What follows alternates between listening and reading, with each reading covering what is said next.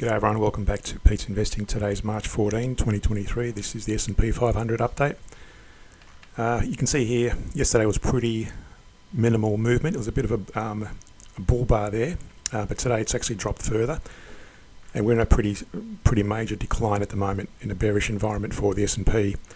And the reason for that is it's a couple of reasons. Number one, it's broken below this diagonal ascending trend line, which was one of our key resistance support areas. Although our main criteria is this descending CCI 1500 with the moving average still in decline pretty strongly on the daily. It's also broken through on the CCI on the 4-hour chart and also on the hourly chart. Now, the reason we're using the CCI because that tracks very closely with the moving average 200 on the price chart, but notice where the entry there is roughly the same as the moving average on the price chart on the daily. You can see here when it breaks below that moving average, it gives you an early signal to start preparing to either get out or reduce your positioning. So that the price chart did show a continuous rise. Yeah, sure, you would have probably missed out on some profits had you stayed in a trade there, but this tells you quite convincingly that if you got out at that point there and be prepared for a decline, then you would have been well in advance to close out all your positions. So don't get greedy.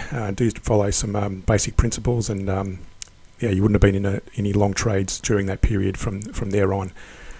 Even though here you can still see there's a bit of a false break to the upside, and we did draw this diagonal ascending and descending trend line as well as that key resistance area. But that's still that was consolidating in that area, but it's actually broken through to the downside.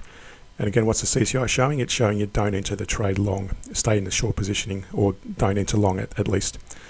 So that's just more evidence with the CCI, and I do these CCI comparisons with the moving average on stock charts frequently, as well as some key commodities.